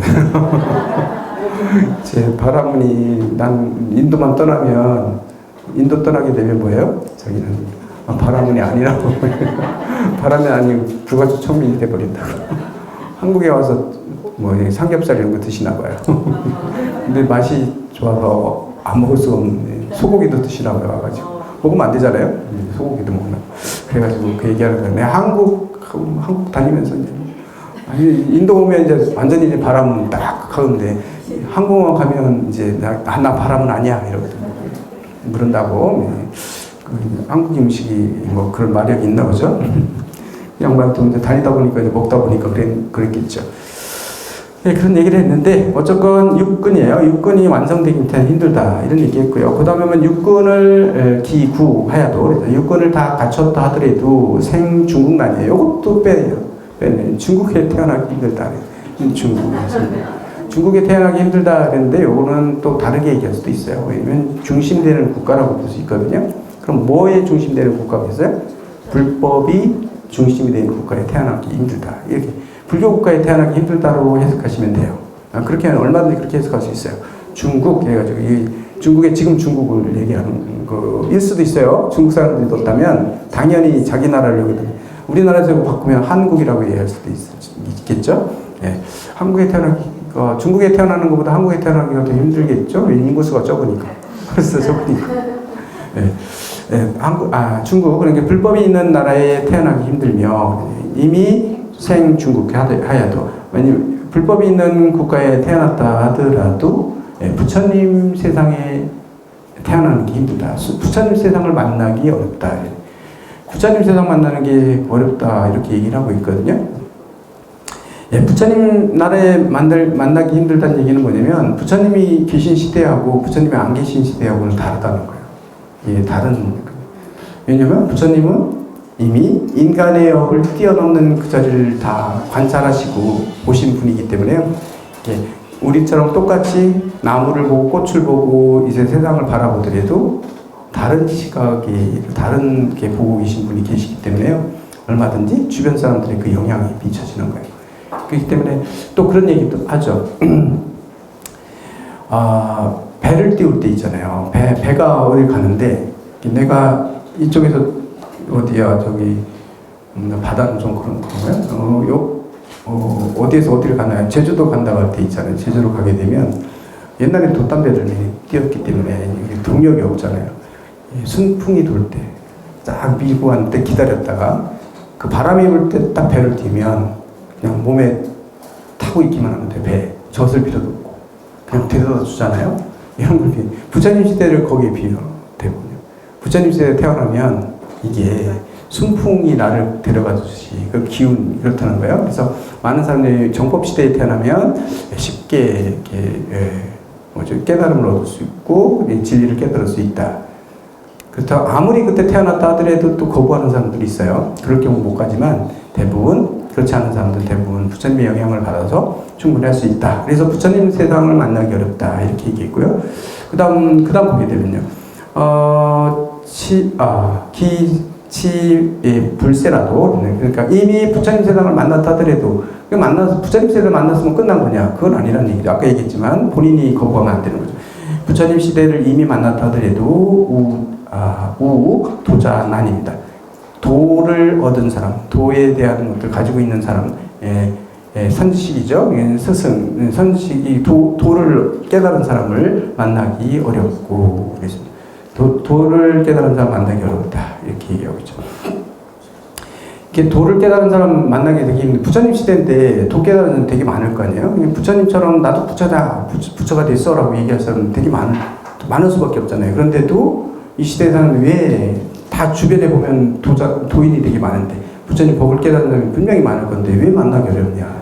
왜냐면 우리 인간은 에고가 있기 때문에 그렇더라. 인정하려고 하지 않는다는 거. 남이 깨달았다. 부처님만 인정하고 다른 사람 깨달았다면 네가 못 깨달았어. 나한테 한번 증명해봐. 네 깨달은 것 좀 보여줘봐. 근데 이 깨달음이라는 건 보여줄 수 있는 게 아니잖아요. 절대로. 어떤 이치나 인간의 말로 어떻게 해가지고 이 깨달음이라는 걸 잘 증험한 거지 보여줄 수 있는 게 아니에요. 근데 일부러 거부하는 거지. 질투심이나 이런 것 때문에 다른 사람이 인정 안 하는 거예요. 그러다 보니까 거부하는 겁니다. 이렇게 성자들을 자꾸 거부하는 경향들이 있어요. 그 좋은 예로 보면 뭐가 있나요? 유대인들이 아직도 예수님이 메시아라고 생각해 보세요. 기독교를 우리가 인정한다 해서 예수님은 성인 인정하고 있잖아요. 어쨌건 성인이라고 얘기를 하잖아요. 근데 유대인들만큼은 성인으로 인정 안 하거든요. 자기 나라에서 태어나는데. 왜요? 메시아가 예수님이 태어났을 때 자기들이 가지고 있는 그 경전이나 이런 걸 통해 가지고 증명이 안 돼요. 거기 딱 맞잖아요. 거부하는 거죠. 그래서 평생 동안 우리 경전에 나와 있는 이 말을 가지고 점검을 하는데 그렇게 점검될 수 있는 건 아무도 없어요. 도라는 것. 도의 그 진리를 깨달은 자라고 하는 것들은 이렇게 증명될 수 있는 건 아니거든요. 근데 거기에 또 매여가지고 그 기준으로 계속 거부하고 있죠. 그래서 유대인들은 아직도 예수님 인정 안 해요. 유대인들은. 근데 우리나라 좀 아이러니하던데 왜 우리 기독교인들은 이스라엘을 이렇게 좋아할까?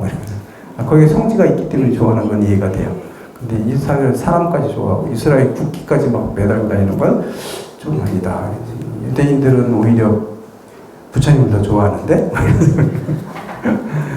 세계적인 유대인들 중에 의외로 불자들이 많다고 얘기하거든요. 왜냐하면 유대교의 그런 설하고 부처님 설하고 좀 많이 통한대요. 얘기하거든요. 그러다 보니까 거부감 없이 이제 불교를 개종하는 경우가 많다고 하더라고요. 그래서 예를 들어서 로버트 다우니 2세인가? 그 친구도 불자라고 얘기하던데? 이렇게 영화 배우 있잖아요. 바브라 스트라이던트도 유대인인데 걔는 힌두교인가요? 어쨌건 거기도 불자로 타게 되고요. 이게 이렇게 이런 경우 많다고 얘기하던데 어쨌건 뭐를 기준을 가지고 이렇게 해서 찾아낼 수 있는 건 아니에요. 그걸 얘기하고 있고요. 그 다음에 그 다음 보면 도자 만나기 어렵고 그 다음에 기득 우도하여도 이미 도인을 만났다 하더라도 깨달은 사람을 만났다 인정을 했다 하더라도 흥신심난이에요. 그 신심을 일으키기 어렵다. 여기서 신심이라는 건 뭐냐면 믿음이라고 하기보다는 불교에서는 신뢰죠. 상대방에 대한 신뢰예요. 이게 요래에서 이렇기 때문에 믿어. 그래가지고 논리적으로 믿거나 논쟁을 통해서 우열을 가려가지고 믿거나 이런 것들은 우리 믿음이라고 얘기하는데 그러면 논쟁을 통한 믿음은 영원하지가 않다고 얘기해요. 부처님을 다른 종교하고 막 비교해가지고요. 불교가 더 뛰어난데? 그래가지고 불교를 선택한 사람은 언젠가는 또 자기 마음이 이게 이해도가 다르기 때문에 이게 또 자기 스스로 논쟁해가지고 지면 그쪽 따라가게 되기 때문에 논쟁으로 이긴 이건 믿음이 아니다. 불교에서 뭐냐면 신뢰를 얘기하거든요. 어떤 부처님을 우리가 만났어요. 부처님을 만났을 때 부처님의 어떤 저거하고는 상관없이 무조건적인 그 신뢰들이 나오잖아요. 그 사람에 대한 신뢰, 믿음, 그리고 잘못된 얘기를 하더라도 이게 잘못됐다고 안 하고 따라가게 되고 하는 것들 있잖아요. 왜 그게 되게 신신내기가 힘드냐면 왜 그러냐면 진리는 인간 세상에서 보면 모순투성이라는 거예요. 인간의 입장에서 보면 모순적인 게 되게 많다는 거죠. 그냥 그렇기 때문에 부처님도 처음에는 설법을 포기하려고 하셨던 거죠. 왜냐하면 이게 이렇게 얘기하면 이쪽에 걸리고 이렇게 얘기하면 이쪽에 걸리고 다 모순적인 게 한꺼번에 하나로 이렇게 얘기할 수 있는 방법이 없어요. 그렇기 때문에 진리라고 하는 건 우리 인간의 삶을 그대로 다 거기에 포함하고 있는 거기 때문에 인간들은 다 모순되게 사는 게 이 모순된 이런 것들을 다 거부하지 않거든요. 진리에서. 그렇기 때문에 이게 논리적으로 해결될 수 있는 게 아니다. 진리는요. 논리를 따져가지고 얘기할 수 있는 게 아닌데 논리를 가지고 해가지고 이게 옳다 그르다 이렇게 생각하는 걸 그걸 우리 믿음이라고 하는데 그런 믿음, 신에 대한 믿음 이런 것들은 불교는 거부하죠. 그렇기 때문에 그런 믿음을 거부하는 거기 때문에 여기서 신뢰라고 하는 건 신뢰 일으키기 힘들다는 건 아무리 도인을 만났다 하더라도 진짜로 그렇게 논리적으로 따져가지고 믿는 게 아니고 진짜로 신뢰해가지고 그 사람을 뭘 하든 신뢰감에 의해서 이렇게 하기 힘들다. 개인적인 그런 믿음이라고도 할 수 있어요. 신뢰라고 하는 건, 신심이라고 하는 건. 그 다음 뭐죠? 이미 그러면 신심만 일으켰으면 이제 끝난 거죠. 그 사람 시키는 대로. 그런 거 아니라는 얘기예요. 이미 신심을 일으켰다 하더라도 발보리심 아니에요. 보리심을 바라는 게 힘들다. 신심은 이미 이제 상대방에 대한 신뢰를 완전히 갖췄어요. 그럼 여기까지는 내가 아무리 그렇다 하더라도 그 사람에 대한 신뢰를 내가 가지고 있고 신뢰를 가지고 있다 하더라도 그거는 그 사람이 깨달아야 돼요. 내 게 아니에요. 그렇기 때문에 그걸 내가 믿기만 하고 신뢰만 하고 있다고 해서 내게 되는 건 아니거든요. 이건 문을 하나 열려진 거죠. 이 문을 향해 들어가서 내 거를 만들어야 돼요. 이게 발보리심이거든요. 이 보리심을 바라기 힘들다. 거기 믿는 것에서 끝나버리니까요. 그거 아니라 내가 실체적으로 실천해가지고 그거를 내 거로 체험해야 되는 거예요. 내 거를 만드는 게 되게 중요해요. 그 진리를 내가 체험해야 되는 거지. 남이 체험한 걸 얘기해 주는 것도 흐뭇하고 행복해하고 거기서 끝내면 나는 저 얘기 믿어.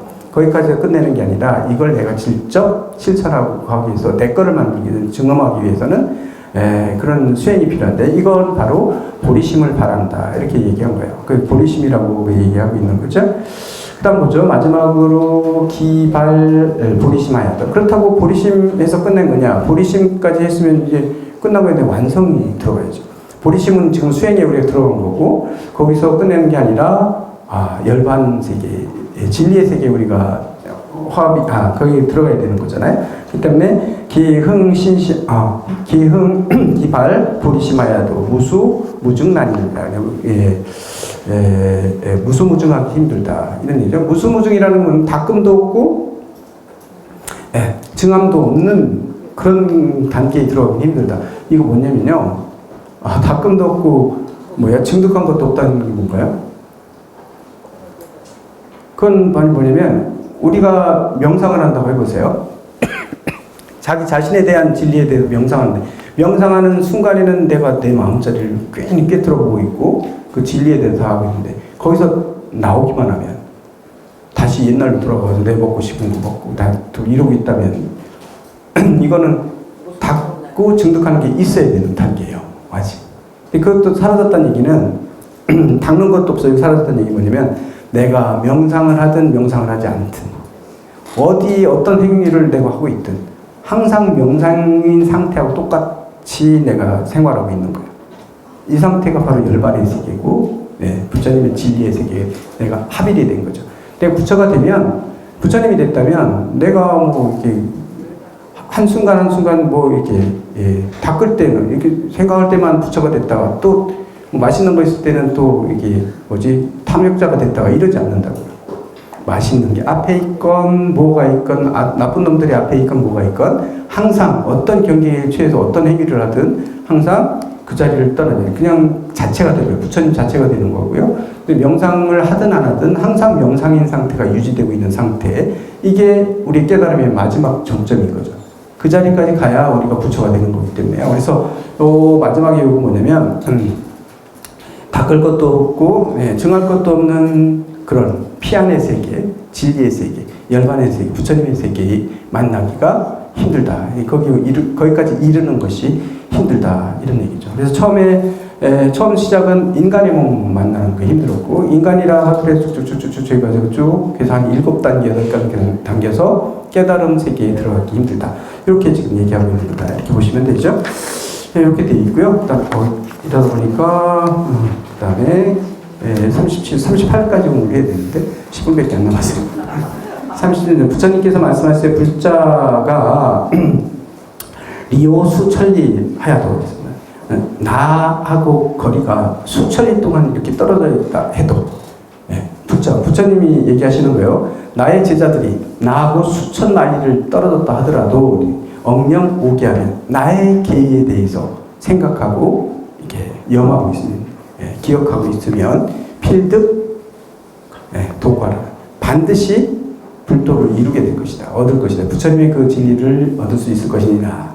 그 다음서요. 제5 좌우하야도. 제5하야 수, 상견, 오 하더라도 오는 나오자거든요. 그러니까 나의 좌우는 옆이에요. 나의 좌우하면 내 곁이라는 뜻이거든요. 나의 곁에 있어서 비록 상견, 항상 나를 본다 하더라도, 부처님을 빈다 하더라도, 내 가까이서 주변에서 부처님을 항상 보고 있다 하더라도 불순오게 하면, 나의 길을 따르지 않는다면, 내 곁을 따르지 않는 종불득관이다. 절대로 끝내 과를 이룰 수 없다. 이렇게 얘기하고 있어요. 왜냐면 나와 아무리 멀리 떨어져도 나의 계를 지키면 불과를 꼭 이길 것이고, 아무리 내 곁에 있다 하더라도 그렇게 아까 쭉 이제 부처 만나기 힘들고 어느 세상 만나기 힘들고 쭉 했기 때문에, 근데 그러면 우리는 멀리 떨어져 있잖아요. 지금 부처님 가신 지 되게 오래됐고 우리는 지금 힘든데 뭐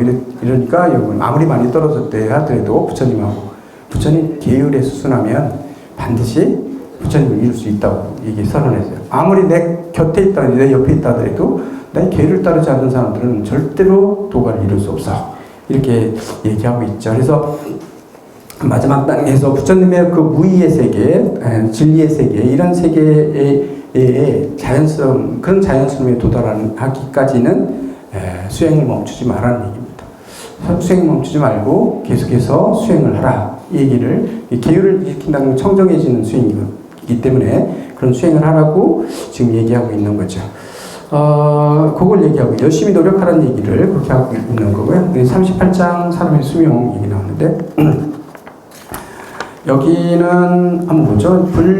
불문 사문화대. 부처님께서 사문에게 묻되 인명제 기간 읽고 있습니다. 사람의 목숨은 얼마만큼 기냐 이렇게 물었어요. 사람의 목숨은 얼마만큼이라고 생각하는가 이렇게 물었어요. 그랬더니 대답해서 이르기를 대왈 대답해 말하기를 수일간입니다. 며칠간입니다. 며칠 사이에 사람의 수명이라니까 며칠 이렇게 시간을 짧은 시간을 얘기하고 있는 거예요. 그렇더라도 며칠간이라고 지금 얘기를 하고 있죠. 그렇게 대답했어요. 이거는 시간에 대한 개념을 얘기하는 건데요. 부처님이 지금 질문하신 의미는 뭐냐면 시간이라는 건 실체가 없어요. 실체가 없고 지금 시간에 대한 개념을 얘기하고 있는 건데 사실은 시간을 우리는 이렇게 길게 이렇게 며칠간 이렇게 하는 우리가 일상적으로 하는 건 오늘 내일 모레 이렇게 쭉 해가지고 1년 2년 뭐 이게 시간이라고 생각하는데 부처님 그렇게 하지 않고 오히려 밑으로 깊이를 되게 강조하는 내용이다. 수행에 있어서 지금 이 순간 깊이 들어가는 게 되게 중요한 거거든요. 깊이 들어간 그 사이에 사람의 목숨이 거기 달려있다는 거예요. 이 순간에 달려있는 거죠. 어떻게 보면요. 그럴 건데, 이제, 옆으로 긴 것보다 깊이를 더 강조하고 있는 건데, 그 깊이를 강조한다는 얘기 뭐냐면, 저희가 수행할 때, 명상할 때 있잖아요. 그 순간, 자기 자신한테 집중해서 들어갈 때 있잖아요. 깊이 들어가지면, 이게 이렇게 깊이, 요 순간, 매 순간, 얕아서 그냥 팔딱팔딱 이렇게 표면에 돌아다니는 게 아니라 아주 깊이 들어간다고 움직인다면 인생이 엄청나게 우리가, 되게 값어치 있게 살고 되게 깊이 있게 살 수 있는 거거든요. 그래서, 저희는, 어느 스님들 얘기할 때 그러잖아요. 저 스님은 10년을 살았는데 남들 100년을 사신 것 같다라는가 하는 일이 많아서라기보다는 어쨌건 그런 느낌이 있잖아요. 이렇게 본인이 사는 데 있어서 이게 깊이 그 매 순간 그 깊이를 느끼면서 그 깊이에 초점이 맞춰지게 되면 이게 그런 걸 강조하고 있는 거다 이렇게 볼 수 있고요. 그 다음에 불교에서 시간이라는 개념은 사실은 부처님 볼 때는 시간이라는 건 이게 인간이 업에 맞춰가지고 이렇게 이론적으로 관념으로 만들어 놓은 거지 시간은 사실은 존재하지 않는다. 또 이렇게 얘기하거든요. 과거의 시간들이 진짜로 있었다면 지금 어디 꽉 차 있어야죠. 지금 꽉 차 있어. 지금 이 순간. 근데 과거는 다 없어요. 허상처럼. 미래도 없고. 이 순간이 그럼 있느냐? 그것도 아닙니다. 그래서 내면을 바라보게 되면 아까 얘기했듯이 내면을 바라보면 나는 변한 적이 없어요. 그 바라보고 있는 그놈은 어렸을 때든 커서든 항상 내가 바라보고 내 몸이 변화에 따라서 내가 그걸 동일시해가지고 달라진 것처럼 보이지만 가만히 들여다보면 내가 과거의 나와 지금의 나는 그 바라보고 있는 주체는 여전히 변함이 없이 그대로 있다. 이게 시간이 멈춰져 있는 내면에서 보면 시간은 밖으로 이렇게 얘기할 때 잊어지는 거고 뭐 그렇게 보는데요. 그래서 이거는 시간은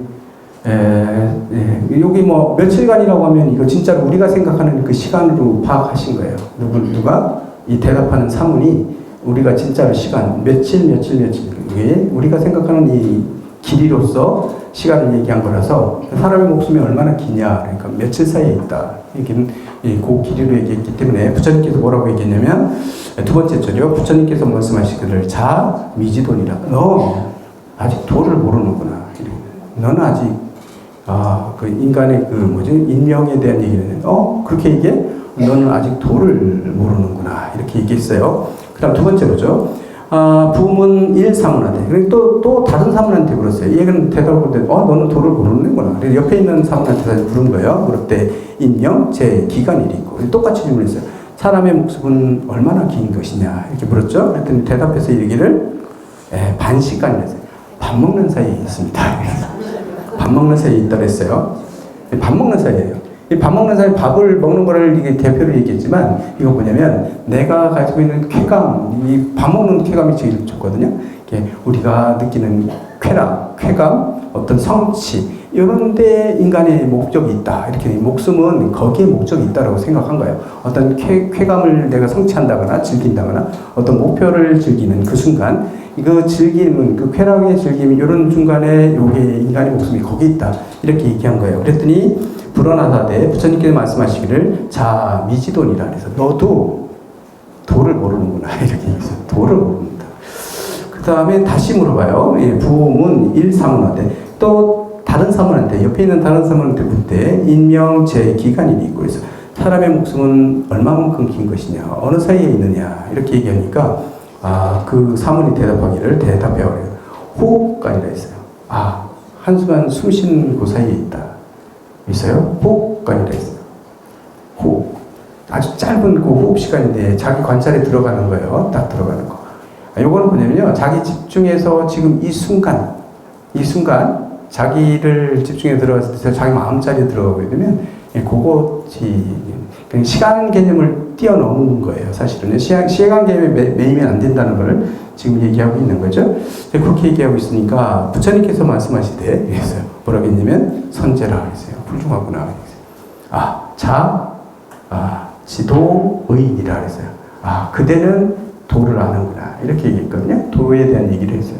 그래서 우리 인간의 목숨이라는 건 사실은 어떤 기간 이런 것들을 긴 시간으로 평평한 시간으로서 우리가 얘기할 수 있는 게 아니고 그 다음에 쾌락을 느끼는 그 순간 뭐 이런 것들로 얘기할 수 있는 건 아니고 한 순간에 있다라는 얘기도 될 수 있는 거고 이것도 다르게 얘기하면 우리가 목숨이 유지되고 하는 한 순간 사이에 있잖아요. 숨 쉬느냐 안 쉬느냐의 죽음과 고기도 얘기할 수 있어요. 짧은 시간이죠. 짧은 시간에 죽음과 삶이 결정되는 거죠. 그렇게 얘기하는데요. 근데 사실은 이런 것들은 다 상대적 개념을 통해가지고 얘기하는 것이라서 상대적인 개념으로 우리가 많은 것들이 있는 것 중에 예를 들면 그런 것도 볼 수 있어요. 뭐죠? 시간과 관계없이 우리 돈이라는 것도 있잖아요. 이게 시간이라는 거는 우리가 이렇게 사회생활하고 밖을 향해서 봤을 때 밖에 우리가 지금 살아가고 있고 생활하고 있고 숨쉬고 살고 있는 이 공간에서 인간들이 정해놓은 거예요. 이게 시간이라고 해가지고 이렇게 하루가 이렇게 돼나가고 그렇기 때문에 우리가 인간 생활은 되게 필요하죠.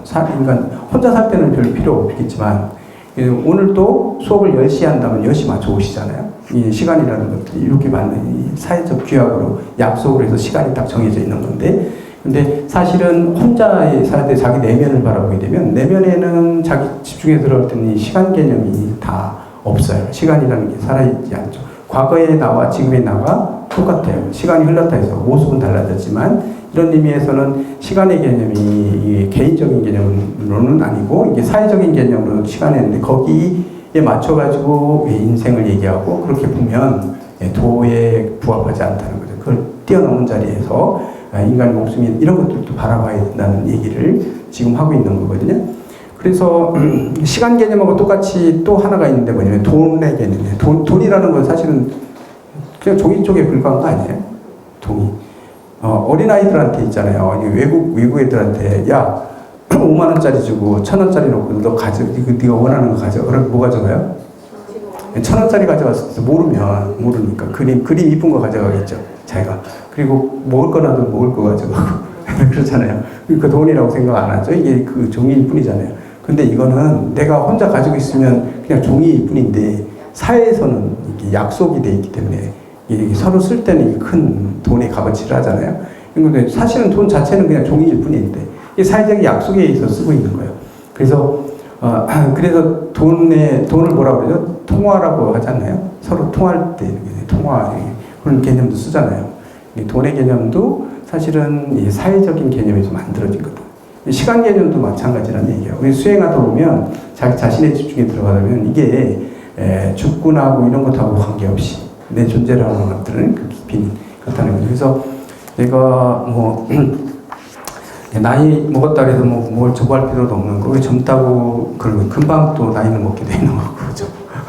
세월 금방 가고. 그리고 이게 삶과 죽음이라는 것도 뭐 그렇게 우리 그냥 시간적인 개념으로 봤을 때는 이렇지만 자기 깨달음의 세계에 들어가고 공부하시고 거기에 들어가고 보면 영원한 그런 진리의 세계는 비어 있고 그렇기 때문에 생사를 벗어난 그런 걸 우리 꿈꾸고 지금 공부하고 있는 거기 때문에 뭐 그렇습니다. 그래서 어쨌건 부처님 잘 공부하시고 뭐 이러면 금생에 못 이룬다 하더라도 다음 생에라도 분명히 이룰 수 있기 때문에 다음 시간에 마지막 2단 3개 남았어요. 4개인데 4개 좀 빨리빨리 하면 못 되죠. 다음 시간에 다시 마지막 시간을 하고 오늘 여기서 끝내죠.